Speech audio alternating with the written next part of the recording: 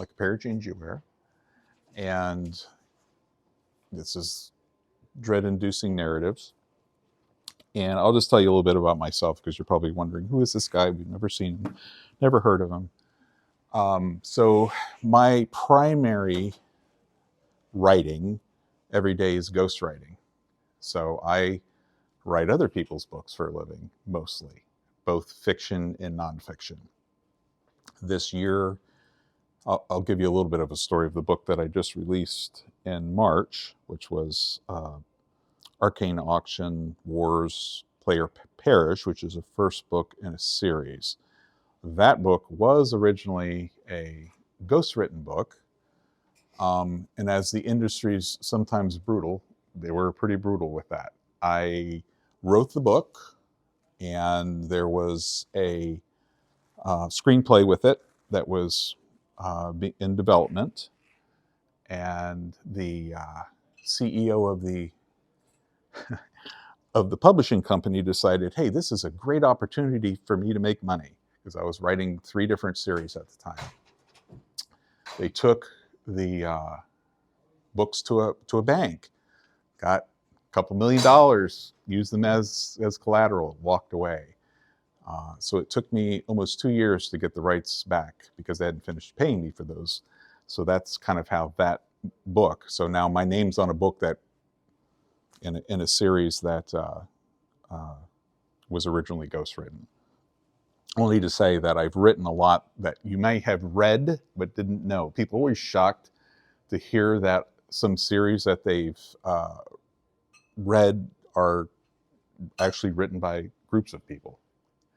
You know, publishers sometimes feel like that's a better bet for them, that, you know, you can come in and out on a series where I might write three books in a series and then somebody else will come in. And usually the name on the book is a person that does not exist. And I guess AI is really good for that now because they can actually create a picture of somebody that doesn't really exist on the series. So my career started first as a nonfiction writer, then as a ghostwriter, and then a journalist, and then into fiction. And so some of what I'm talking about today is from the perspective of ghostwriting a number of horror series. Also working for agents and publishers to fix books or to edit books. And so some of the things I'm going to talk about are some of the kind of the common things that I run into. Because it's interesting that there's the idea that when we write horror or write any book, you know, we really fall in love with it. And the tough part is that sometimes it's a great story. It just was great maybe a year ago. I heard somebody talking about ghost horror, you know, what ghost horror used to be, now it's body horror, and how that shifts. And so, and I'll talk about a where that's kind of happened, where I've been working on a story that the book, I got it to my agent a year ago. They gave me notes. I rewrote it. I sent it back. And they said, man, we really like the story. The only problem is that now that genre just isn't selling. So now you're going to have to change it, which took a few glasses of whiskey to get through and lots of decisions of, do I just quit or do I just shift? And I decided to shift, but we'll talk about that. So what you'll learn today. So we're going to talk about character, and this has to be interactive because there's no way you're going to want to listen to me talk for 2 hours. We're going to talk about horror story structure, 15-beat model, how to build tension through atmosphere and setting, and then understand that fear thrives in the unknown and the unresolved. Yes? Are we going to have a copy of this, or do we need to take? You may, yes. So if you leave me your email, whatever, I'll send you that. I'm actually recording too, so if you really want to copy, a video, I'll be glad to send that to you. So yes, so you don't have to write any notes. Yeah, I'll be glad to send that to you. And I was thinking about killing some trees and giving you paper versions, but I figured that people like this stuff to be emailed to them anyway. So this is the story I'm talking about, the story thief. And this is why I'll kind of start with book structure and why narrative and thing is so important, because market shift. So the book that I had written was a middle grade horror book. So if you think of Percy Jackson, but much scarier. So a year ago, hot item, could really sell this book. And maybe I was just too slow in my editing process or my rewriting process. But they said, sorry, we like these, but you're just going to have to shift. So what am I going to do? So to me, because I had a strong structure of the book, I'm able to, in my brain, that the characters are basically doing a costume change, right? So I can keep the essence of the story that they liked. I figured if they didn't like it, they would just tell me we're done. But they gave me three pages of notes that, again, I cried over. So I could rewrite the premise, and that's why strong narratives, it really doesn't matter. So I shifted a goddess hanging out in the forest into a cryptid witch living in the forest. So it still maintains what I wanted the story to be, but it's going to be easier to package to be published, which, I've met a lot of people here. Some people just love to write because they write and, they want it to be in a magazine or part of an anthology, and other people, want to self-publish or whatever. So, but in traditional publishing, it's about what can we sell? They could love the story and just say, maybe next year or whatever, which is always a tricky thing because we don't know what the trends are, we write into the future. What we write today may not hit the bookshelves until a year and a half from now. So what is really popular today, and that's a whole nother discussion, is who creates the markets? Is it the readers or is it the publishers? Do they all get together and say, well, this year we're going to have these kinds of books? I think there's a little bit of that they see what other people are doing, and then they kind of compete and say, hey, we need more stories like this because this is what's going to be popular in a year. But to say that the power of structure and the power of story is so important, because then you can pivot, you can change things. And again, in my brain, it was, it was hard. So that's why I'm going to kind of talk about beats of a horror story, which are similar to beats in many other genres, but we'll pick on horror because that's why we're here. And again, if you have questions as I'm going, please throw something at me, talk, whatever. Here, I'll ask you all a question. How many people here, I guess everybody knows the term pantsers or plotters. So how many plotters do we have here? So kind of plantser. Yeah. I started, so one of the first series that I did was I'd written a story for my son, which I got shamed in actually publishing the book because I never intended. So my son was sick. He was in the hospital. My friend here, Jess, knows this story because it was one of the ways we met. And so I just started writing him a story. So every night, he got kind of a chapter, it was kind of one of these adventures, a pirate fantasy. He was the main character in it. And so I just kind of wrote, not really thinking anything was going to come of it. He got better, went on to school, came home one day and said, Dad, where's my book? I said, well, what do you mean, where's your book? He said, that book that you're writing about me. He said, I've told all my friends at school they're going to get signed copies. Where's the book? This is kind of how I got into fiction writing under my name. And because he said, well, Dad, you do this all the time. This is what you do. Why can't you just make this book? That was for sure pantsing it, because I didn't have a structure. I didn't think about, what is this going to be as a book? It was brutal, because then I had to put something into a story that I had no idea. Since then, I for sure plot. And one of the reasons that I tend to plot is a lot of the stories that I'm writing are series. So without plotting, I'm going to be totally lost, especially about the second or third book. Readers are brutal, because for sure if you miss something, or they're going to tell you, especially in children's books, they're even more brutal, because when you have a 9-year-old saying, hey, wait a minute, in the book 1, this person did this, and by book 3 they're doing something different. So they know. So plotting for me has been essential because my ADD addled brain just doesn't do well because I forget. Or if any of you are like me, when I'm writing, I might write for 4 hours. I come back to it a day or two later and say, "Did I write that?" So for me, plotting is important to me, just because without it, I'd be lost. And it's important today to just know whatever I'm saying is just my opinion, just my experience. So even with outlines and plots, plotting something, it is a living document. It will change. It will not be by the end what it started off to be, but it gives me a place to start. For me, probably like a lot of you, my stories start with the end.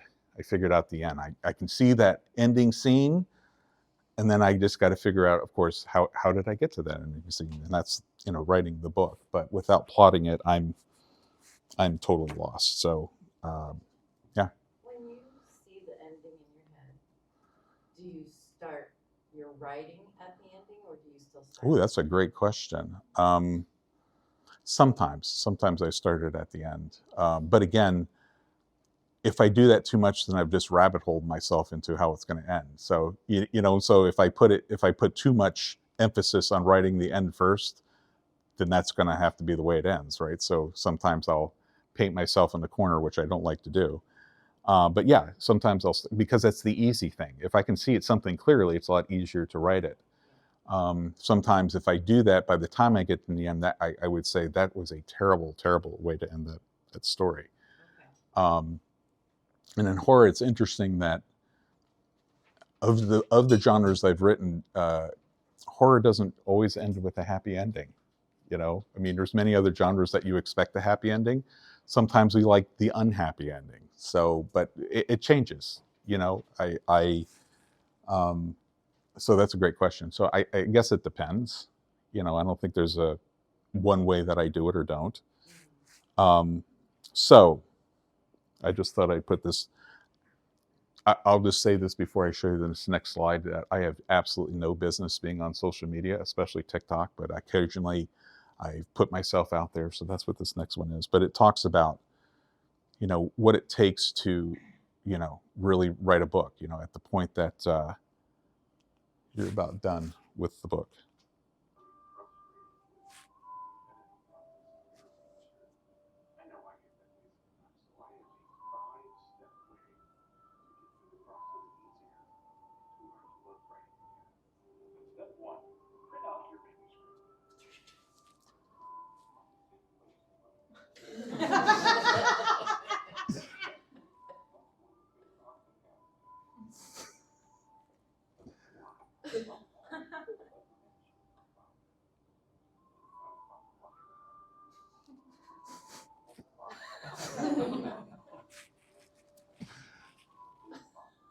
There it is. That's my way of editing.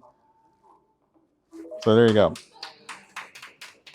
Because I mean, I kind of joke about that, but the process of writing is, at the point you're so sick of it you can't read it anymore, you're almost ready. I'm going to beat this thing senseless if it keeps bouncing like that. That would drive anybody nuts.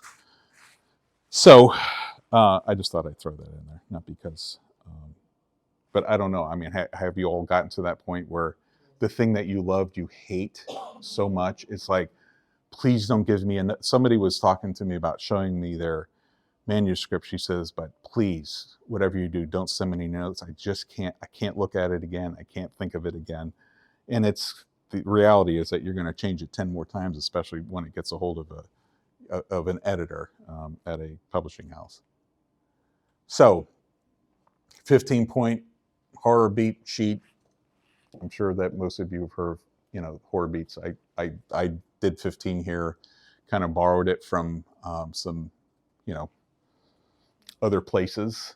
But I think that it's important because,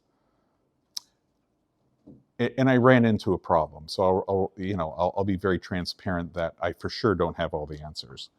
So what I ran into a problem with my most recent book. It came out, went through NetGalley, and boy, my feelings got really hurt. when people start reviewing those things, because there are certain expectations. And what people said was, it's horror, but it's just not scary enough, right? Because when we read something, there's a certain level of expectation of, what it is we're about to pick up. And I think, especially if we hear something that's body horror or there's certain aspects of that we expect. And if they're not there, we're either disappointed or it trips us up in our reading. It's like romance is another one of those, which is they didn't kiss until about chapter 20. What in the world is wrong with this? Why did they say it was romantasy when there's no romance until a third of the book? So when I'm talking about beats, it's kind of that idea that this isn't the hard and fast rules, but these are kind of components that many stories have. But I just kind of put it in the framework of horror. And this is kind of that 3-act setup. And so this is kind of how I'll break it down. So today, the way I've kind of structured this, and I don't know about you all, but I overthink things. I mean, I've changed this workshop in my mind 20 times, even when I woke up this morning. I saw there was police in the lobby, and I'm like, I'm going to use that today. Did you all see the police in the lobby? So yeah, it made me think about some new ways of doing this. So I'm going to be talking more kind of the theory, but the theory in the first part, I'll give you all a break, and then we're going to do some exercises together. So we're going to start with kind of that 3-act horror, and then the beats kind of follow up there, and again, I kind of, there's some great books like, Save the Cat. I mean, they talk about that. I use a program called Plotter, which helps me just because it has everything I need for it to do, need for it to be. And then I can drop it in other programs, but they also have beats, so I can see where the beats are, and I'm like, okay, what act am I in, and what should the characters be doing by this point? And it is important because that's what editors and agents look for, are some of those things that they're expecting to see within the first. I think that, and I think about horror, because horror is one of those weird genres that in the first 20 pages, are you really giving them the essence of your story? Because with horror, you're not going to see the monster or anything probably for a while. So what are you really giving them? Because you're not really giving them the best parts of your book. I mean, it should still hook them. But I always thought it was a tricky thing to pitch horror, just because it's like, but you haven't even gotten to the good part, but they still expect to see certain aspects of writing or certain things there, because if they don't see some of these things within the first 20 pages or so, they're like, pass. Because it's not so much that, I mean, they get their synopsis and stuff like that, but those 20 pages are less about the story and more about, can they write? Do they have the chops to write? Or do they keep me interested? And, one of the things I say that the 3-act is pretty much, Hollywood uses it constantly. And the funny thing is, once you start thinking about beats and the 3-act thing, it kind of ruins it, because you can see how formulaic a lot of the stuff is, that it just falls right into those. Yes? With Plotter, does it have a horror? Yeah. Oh, okay. Yeah. One of the things about, there's different, you can pick kind of like an overlay of whatever the beats are, and then you put characters or whatever under those, so it just becomes like this timeline of of a plot. Like, I just put different characters where they are, where they're what the structure is of that.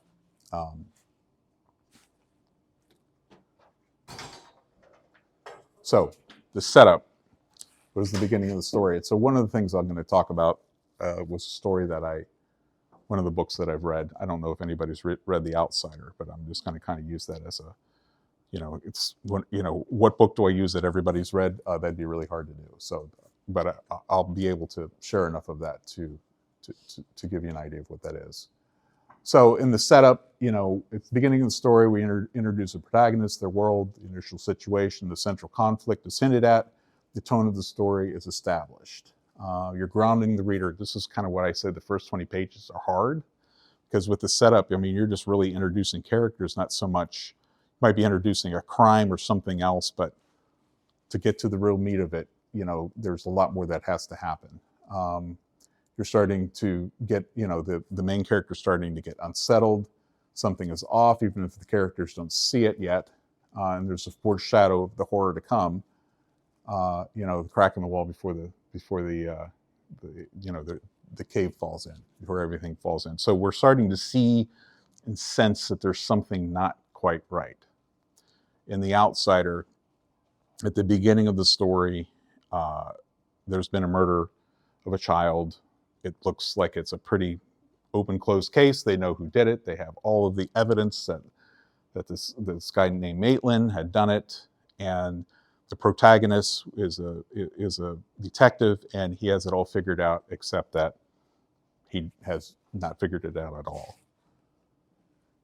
So this is the first beat. So it's normal life. This is, if you're thinking of the hero's journey.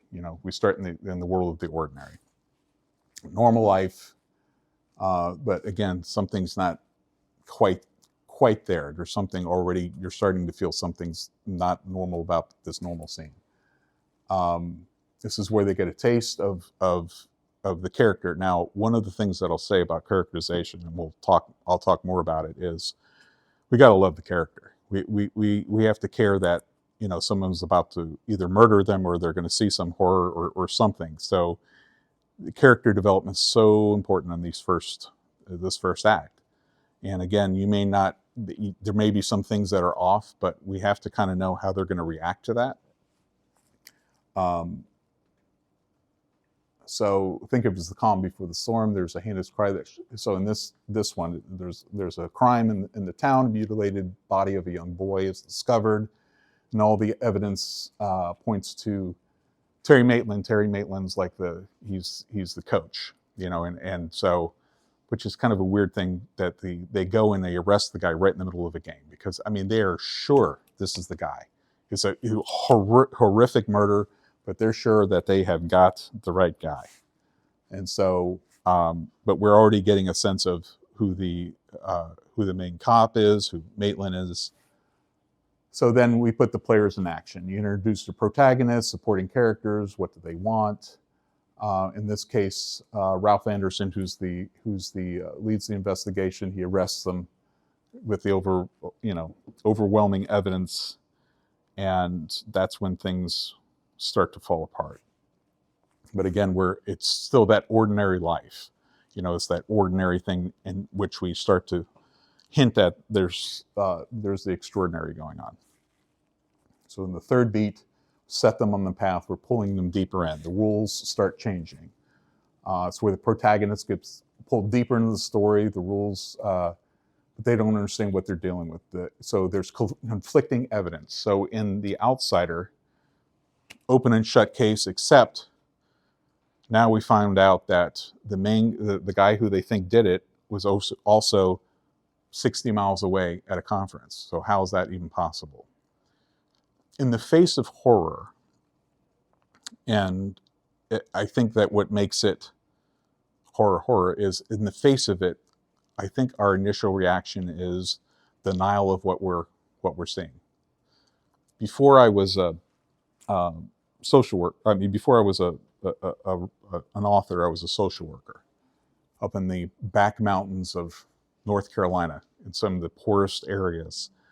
And I will probably have enough material to write for the rest of my life of the things that I witnessed. But sometimes when I would come onto a situation, the horror of it, or the horror of what somebody's done, our first reaction is, that can't be real. That doesn't make any sense. So in order to maintain the sense of that, and especially in this story, the sense of what the world really is. So at this point, we're setting them on the path, but we're still at the point of denial. People can't act like this. This can't be real. And I think that's why the character development is so important, because that's what we really want to show in the protagonist, is his feeling of, I'm seeing something, it's right there in my face, but I can't accept it. That can't be happening. So the warning, a signal that something worse is coming, often ignored. The danger sign ahead. But if we're in denial, we're not really paying attention to it, right? So something gives a clear signal that things are about to get worse, but your characters may ignore it. So despite the inconsistency, the legal process and the story proceeds, but the tensions in the community mount. So they want to close this case. There's a DA that wants to be reelected. This is an open shut case. Yeah, we have fingerprints here, but we also have film of him in a different city. It doesn't matter. We're going to prosecute him based on the overwhelming evidence we have here, even though there's overwhelming evidence that he's somewhere at the same time, but that can't exist. So there's that form of denial. So even though, Terry Maitland's saying, I didn't do it, his family's saying he didn't do it, they can prove that he didn't do it, it doesn't matter. They just proceed on with this case because they're saying, look, we have his DNA, we have his fingerprints, we have eyewitnesses that says he was there. And so in this case, that there's pressure for this just to be resolved, even though everybody knows there's something not right. And this is where the protagonist is starting to think of, okay, there's some, he has a certain level of ethics, which again comes out early on, which is, I have to do the right thing. He's already regretting that he arrested this guy in front of everybody, but he was so upset by the horror of what was happened that he wanted to make a spectacle of it. By this point, he's really regretting that decision. So the first contact with the monster, here we are, beat 5. So we're already into the book. And once we reveal what a monster looks like, once it's out, I always, even in movies, I hated to watch coming attractions that showed me what the monster's going to look like. I'd rather see it POV from the monster's point of view for as long as I can. And in some cases, you may never see what they look like, because once we see it, or even in a book, then we can't unsee it. So now all of the weird things we could possibly come up with have been dispelled, because now we're seeing what the author really wanted us to see, or maybe they don't. Maybe they're clever about it. And Stephen King, of course, the master of story writing, he does a really good job of not really showing us what the monster looks like for a while, but they still encounter it. So they start to see links to other eerie, similar crimes, hinting at something supernatural. Now, at this point, maybe a little bit further, who I really think is the protagonist of the story is not the officer, but who they bring in, which is Holly Gibney. And so I think that Stephen King fell in love with Holly Gibney because Holly Gibney was this kind of savant. She could see things that other people couldn't. She could look at a building and tell you how tall it was within a few inches. You could name, so she was kind of this savant that had a way of looking at the world that was different. And so she becomes involved because they're seeing things that just aren't matching up. Gibney is really good, and she's actually through a number, I think the book that they just released has her in it too, because they had a short story with her. She's like one of my favorite characters. I love Holly Gibney. Although after seeing the movie of The Outsider, I can't get Elphaba out of my mind of that's what Holly Gibney looks like.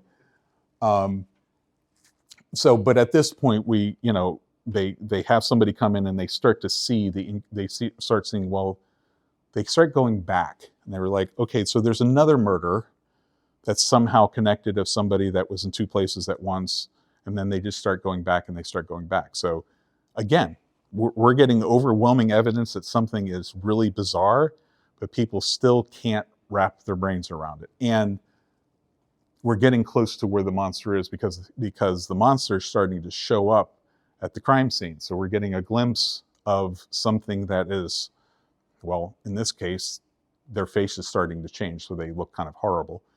But we still don't know, we still have no idea what it is, because our imagination is really creating hopefully some of the most horrible versions of what's really going on.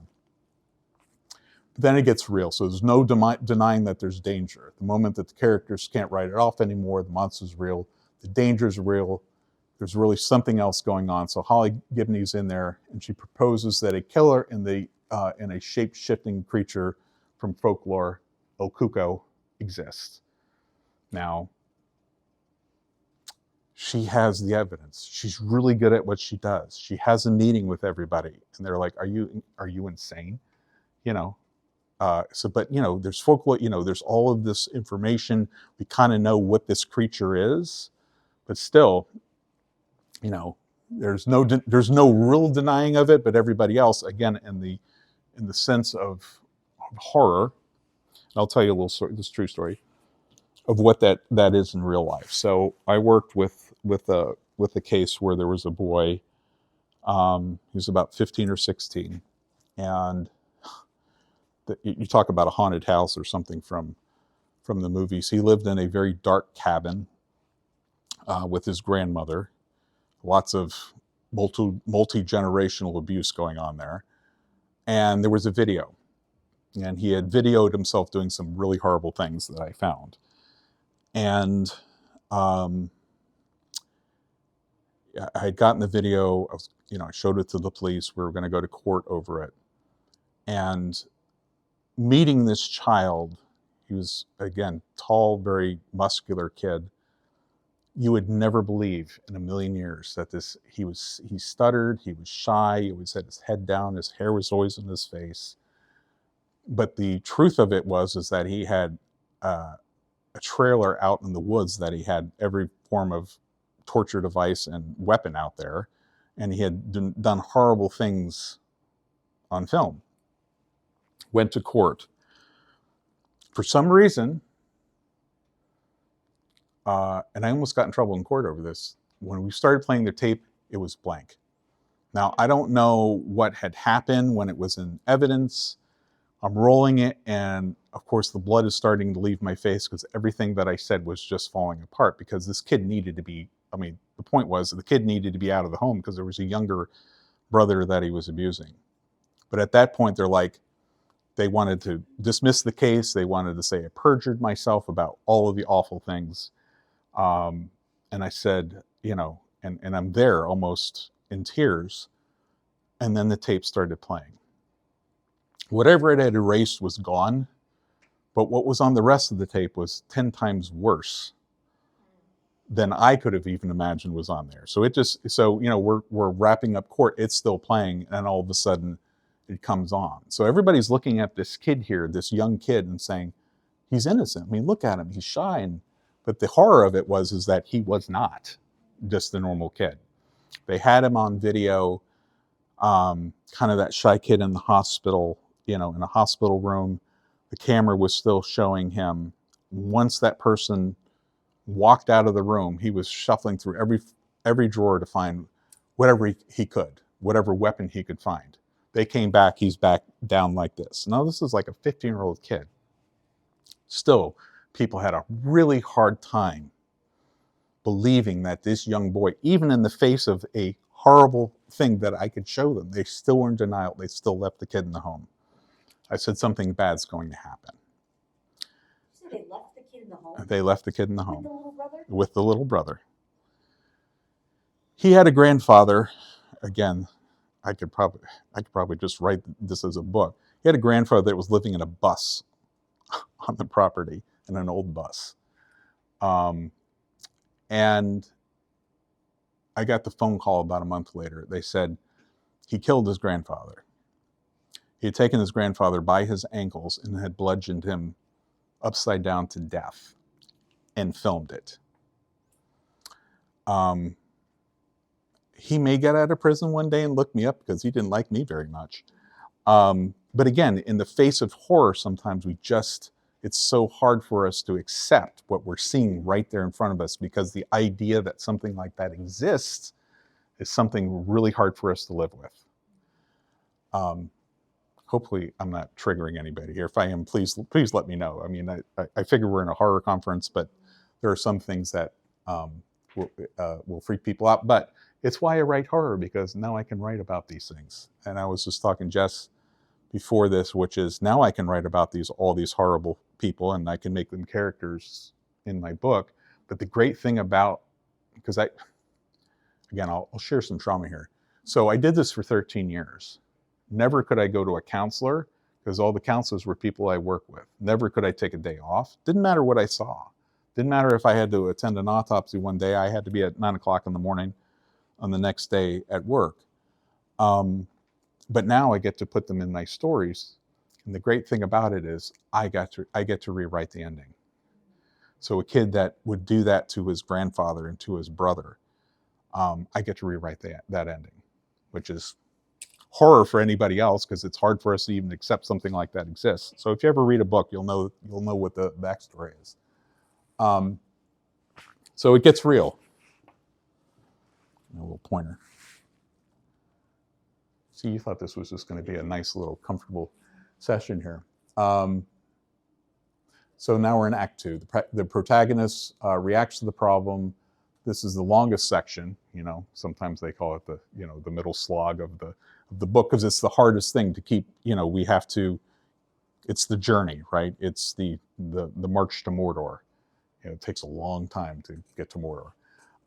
So in Hoarder, this is where the dread builds, and truths are uncovered, and the threat becomes undeniable.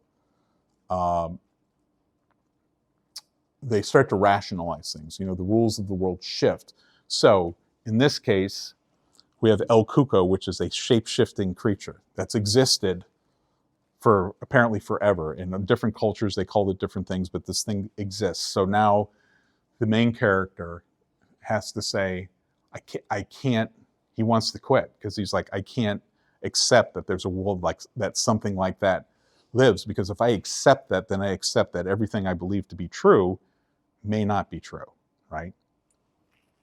And this is where we really take them through that process. So hunt or be hunted, the tension rises. The characters go on the hunt or try to escape. The tension builds. It's where most of the action lives. So Holly, Gibney, and Ralph track down the evidence of similar crimes committed across the country over decades. So now we're trying to build the case of trying to find out. We know where he's been. Where's he going to hit next? And that's the whole middle part leads to we have to figure out where he is so we can figure out who's the potential next victim and that we can expose him or capture him, or in this case, some of the people on the team just want to kill it.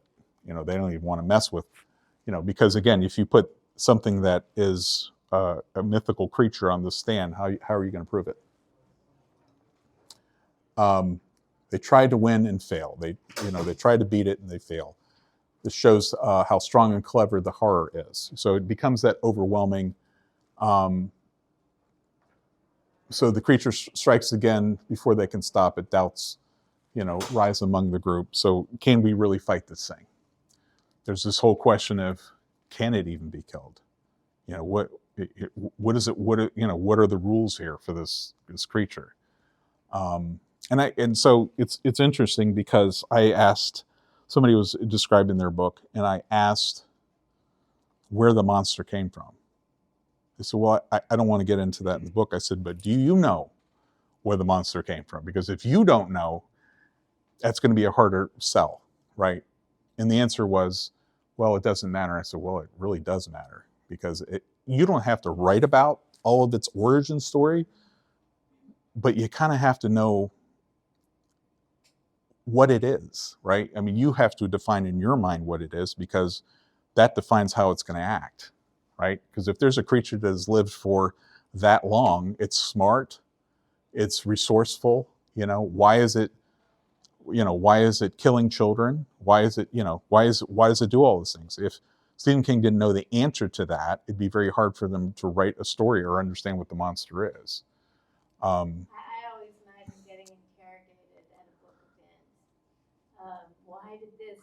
Right. So I have to have that. Yeah. Because even if it's not on the page, you have to know. I mean, if you don't know, who is going to know, right? But it really kind of dictates, what are its limitations? Is it immortal?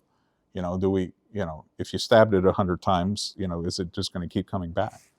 So we have to kind of know what the rules of the monster are in our head, or where it came from. Now he does a good job of throwing in these mythological stories, but still, even then, they're still not quite sure if they were confronted with it, what they can do to stop it. Because obviously it's lasted this long, it must have a way to defend itself.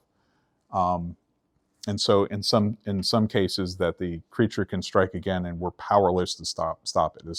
As much as we think we know what it is, or think think we know what it's going to do, but we start to fail. So everything starts collapsing. This is the darkest hour. The group fractures. The protagonist is at their lowest, emotionally or physically or both.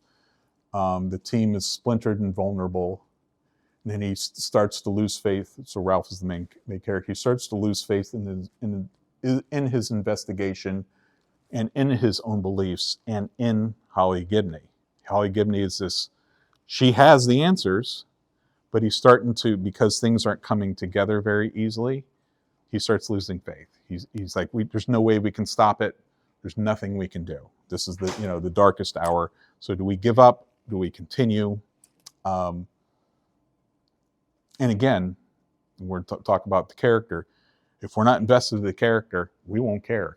We won't care whether they figured it out or not. But at this point, you really want him to figure it out, because what has happened right before this is that the main suspect went to court and somebody shot him, because it destroyed everybody's lives around this death of this child. That the mother died, the father died, the brother died, and then the other brother decides he has nothing to lose. He had lost his entire family, that he shoots Maitland. And so they know that there's something else they have to do, because they figured out also at this point that it's not just about killing children, it's feeding off of the horror that it leaves behind. And again, they feel very, very helpless to do anything about that. How am I doing on time? We'll take a break here in a minute. And then the prestige. This is where the final act, everything comes to a head. So in this case, they've tracked it down to a campground. So the risk changes, the plan changes. Ralph's wife says, please don't go. She's been visited by this monster that's trying to warn them off. I mean, it ends up in their home, and she's like, please don't go. He said, you're going to die. If you keep pursuing this, you're going to die. Everybody around you is going to die. And so he's developed this whole group that's going to go to this campground, because they know who's going to be picked next. They've figured out who's going to be the next person that they're going to accuse. So everybody's going to sit with this guy. So if the monster commits a murder, they can't blame him, but they're also trying to smoke out the monster. But at this point, they're risking everything, because they don't know, somebody might have to die for them to catch him, which is not really what they want. So they accept the supernatural explanation and confront the creature on its own terms. So they're hunting the hunter. So they're seeking out the beast. They're tracking El Cuco to this cave, and they prepare for the final showdown. And most horror stories have that final boss battle. We're preparing for the boss battle. And in this case, the boss battle. We have that big final confrontation. Sometimes, and even in this story, they have a smaller confrontation. And in this case, the monster tries to snatch a kid but fails. But they know for sure now that the monster's here, because he tried to snatch a kid at a campground. And so they also know that it's starving, and that it's going to, so the risk is higher for it to do something. So again, we're ramping it up. We're cranking it, slowly cranking it.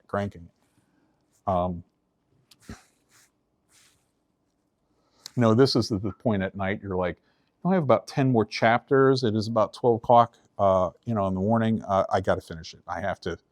I mean, this is where, as writers, we want people to be, which is they just can't put it down. They just have to find out what happens. They become so invested in it. So there's a tense confrontation unfolds in the cave where El Cuco is ultimately destroyed. So this is but there's sacrifices that have to be made. So people die. So El Cuco gets into the head of another police officer, and causes that police officer to basically gun down everybody else. So he's controlling him like it's like his Renfield. So a lot of people die, so it's not, and I think there's a lot of, I think of a lot of horror stories where there's a body count. And as readers, we expect there to be a body count because we, again, we want to be afraid. I mean, if we're not afraid of it, so we have to actually see it winning a little bit or a lot. So they have to face this danger because now I think there's like 2 left. It's Holly and Ralph. They have to confront this thing in the cave, and it knows they're coming. So, the dust settles. So they worked to clear Terry's name. So they end up killing the monster. Yes. Sorry. So the sort of seeking out the beast, confronting the monster, sacrifices must be made. Those all kind of bleed together. They do. Okay. Because that's where things start to speed up. Okay. Right to this point. So the middle section is a little bit slower, but now we're starting to speed things up. So the other thing I was before I was a author was a musician. Yeah, I've had some weird careers. I played in the symphony orchestra for 35 years. So to me, writing is music. I hear it in my head that way. So it's just, the tension's building. You hear it, you feel it, until it comes to that final climax, that final confrontation. But there's sacrifices. So, in this book that I the Story Thief that I pitched to my agent, the main character has impossible choices. If he saves these people, these other people are going to be changed forever. So how do I make that choice, right? If I don't do anything, horrible things happen. If I do something, other people, so I have to make these impossible choices. I like stories like that because it really gets into our mind of what would we do in that situation? Who would we sacrifice, if we had to? Which there's many situations that we're in that's the case, but that kind of ups the stakes, that even when we win, do we really win? So after the dust settles, the characters, the world has changed. This is emotional and literal cleanup of what's happened. So they work to clear Terry's name. They actually make this whole convoluted story up to clear Terry, the original guy that got shot, and what they've been through, but nobody's the same.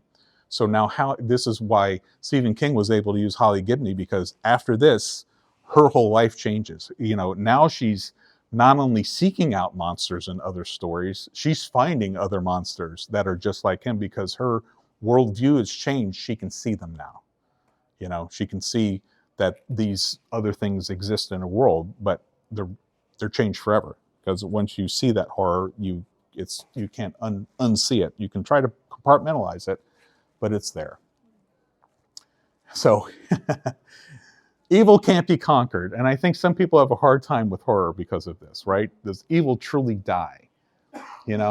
I mean, they love to do in movies where, the hand comes out of the grave. Are they really dead because we need 20 more sequels of the horror franchise? Does it ever really go away? So I think about back to my career. Does evil ever die? It shifts, right? It exists in one form or the other. It's not something we like to face every day. But does it ever really go away? Not really. We can defeat, in this case, they defeated El Cuco, and it ends with the understanding that similar horrors may return. So now we understand that there's more of this out there. There's evidence that what we think the world isn't anymore. And this is the stuff that when we put down a book, it's that stuff that lingers with us, the what if, or I'm going to have to, turn on the lights tonight because even though I know it doesn't really exist beyond the pages, it's wormed its way into my head and into my brain. But is it ever really conquered? But again, that's what makes series, right? Because if it was conquered, then. And sometimes we don't want it to be conquered. We want to see that monster again. We're suckers for punishment. We want to see that horrible clown kill 30 more guys in the next story in more, more horrible ways. I mean, that's what horror is, right? I mean, we're drawn to that.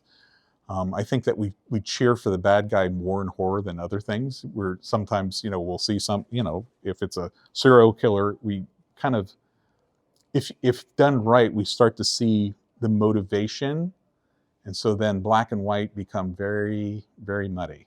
In this story, El Cuco, it just survived. This is the way it fed. It was just its way to eat.